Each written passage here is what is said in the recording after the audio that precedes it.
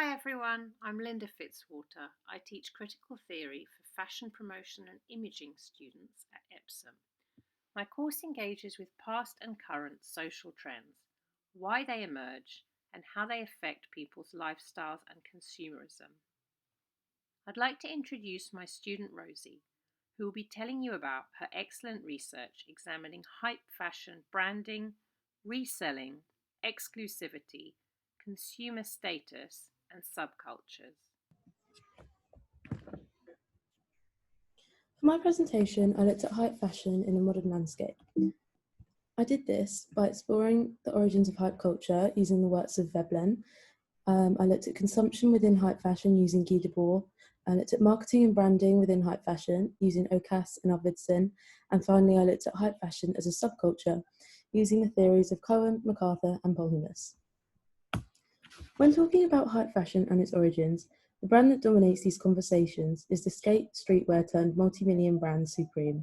Known for being the most hyped up fashion brand, and as a result, its cult-like following, I felt as though Supreme was a good place to start my learning and understanding of hypebeast and hype culture and where it began. The theorist Regendran introduces the idea that hype fashion is a cult and uses consumers of Supreme as the perfect example when writing about this in his book, The Development of Streetwear.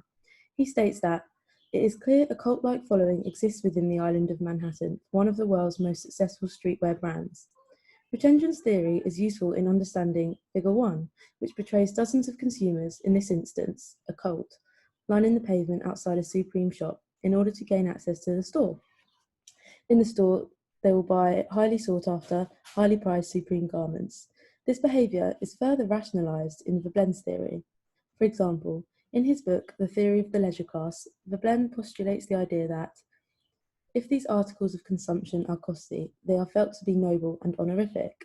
Here the theorist is referring to the concept of conspicuous consumption, the idea that consumers purchase goods, i.e. articles, in order to display public wealth or notoriety.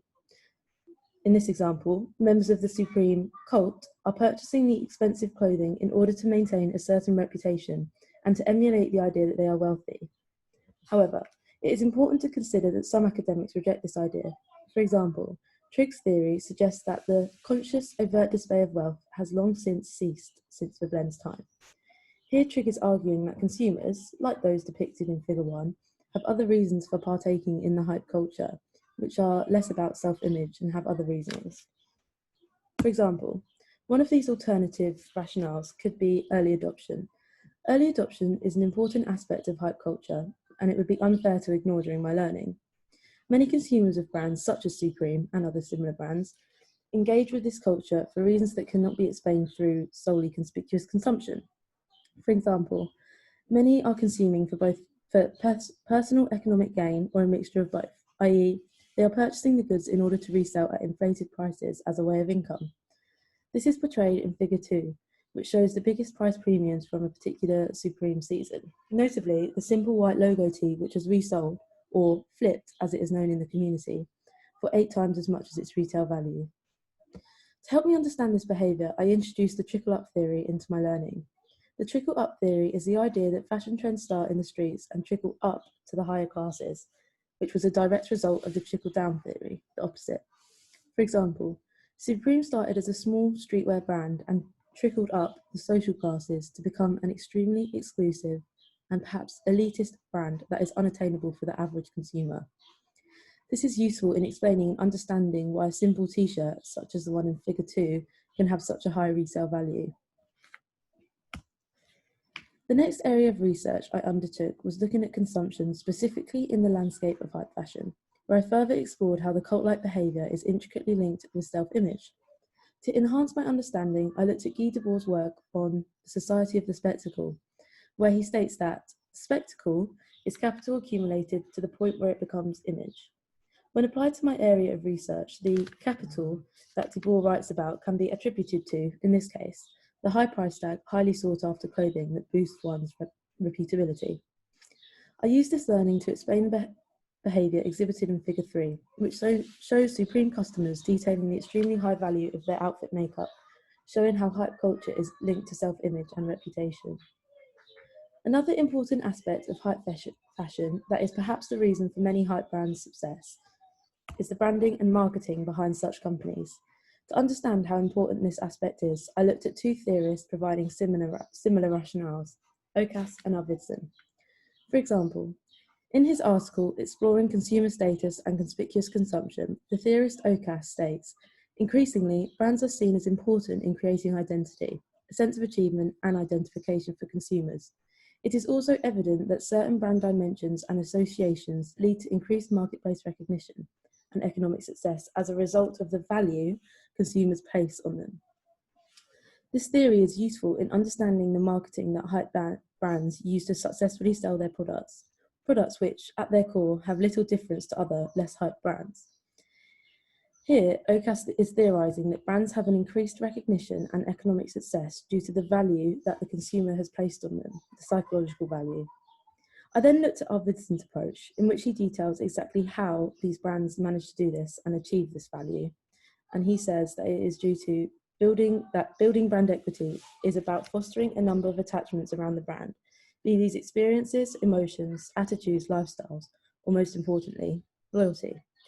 By fostering experiences, lifestyles, and emotions surrounding the identity of the brand, their influence on an individual becomes inflated and extremely powerful. Both theorists here are suggesting that a brand's success lies in their ability to become integrally linked with aspects of a consumer's life. This also links to aspirational branding, and this is a simpler term for the concepts that both theorists write about. Aspirational branding is a concept that suggests brands market their products to members of the public who will unlikely ever be able to afford their products in order to become aspirational to the common consumer. In turn, this helps to build attached psychological value and, as a result, inflated market value. Both aspirational branding and Arvidsson's theory on building brand equity are useful in understanding illustration 3, which shows several branded items such as a Supreme bike, Supreme sandwich bags, and most infamously, the Supreme Oreo. Supreme have managed to develop such a reputable brand identity that they have the ability to brand any item and deem it necessary to the average consumer, and therefore it has an increased psychological value and therefore an increased market value. The reputation that is placed on the brand by consumers, in this instance, hypebeasts, helps all of this. For my final area of research, I looked at theories about subculture to help me understand and evaluate whether or not the behaviour exhibited within this setting can be attributed to a subculture in itself. I researched two opposing views on subcultures, primarily the approach of Cohen, who has a more traditional view on subculture, and secondly, a more modern view held by MacArthur. For example, Cohen suggests that the crucial condition for the emergence of new cultural forms is the existence in effective interaction with one another of a number of people with similar problems of adjustment. Here he is suggesting that subcultures are formed from groups of members of public that are unhappy with the society or rules they live under and come together to form their own subgroups. For example, punks, whose subgroup was anti-establishment. However, hypebeasts were not formed from collective despondency, but rather collective interest over a particular interest in an aspect of modern pop culture. This caused me to look at a more modern view on subculture to see if this would be more applicable and useful in my area of research. In his thesis on digital subculture, a geek meaning of style, MacArthur writes that the use of the internet as a resource for subcultures suggests that subcultures today are able to affiliate across location and time constraints. This more recent interpretation is much more useful in the hype culture setting, as MacArthur is suggesting that modern subculture has changed fundamentally due to the internet, which is pertinent in this case due to the fact a lot of hype culture takes place online. For example, online drops, advertising, social media campaigns, etc. The approaches of both MacArthur and Cohen are useful in understanding and interpreting Figure 5, which is a page from the book Supreme, and shows a street photography shot of two men on a street wearing similar Supreme logo tops and other accessories. This image is demonstrating how members of Supreme subculture have existed for decades and have always dressed alike and interacted with one another in society. As Cohen states, meaning that meaning that they can be classed as a subculture by his definition. Continuing with the idea of subculture, I also looked at the approach of Polhemus, as his influence on streetwear in the 20th century is indelible. In his book, Style Surfing, Polhemus states that, ever since the word tribal has come into common usage, things have gotten progressively less tribal in any true sense of the term. Here he is referencing his theory, the supermarket of style, and this is useful in bringing together both Cohen and MacArthur's theories to explain how hypebeast is in fact a subculture, despite not having the traditional attributes that Cohen talks about. Polymus is saying that subculture used to be much more tribal and rigid. However, modern subcultures have fewer constraints and can be applied more generally to fans of certain areas of popular culture, in this instance, hypebeasts.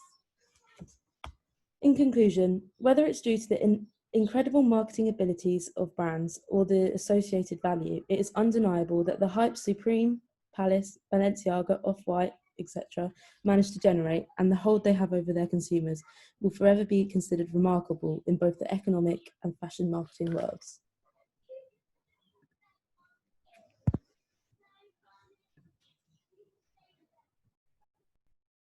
Thank you so much, Rosie, and thank you to everyone viewing. We hope that being guided through this way of researching will prove to be inspiring this summer and in your future projects. If you would like more details, please feel free to email me. That's Linda Fitzwater, lfitzwater@uca.ac.uk. Bye.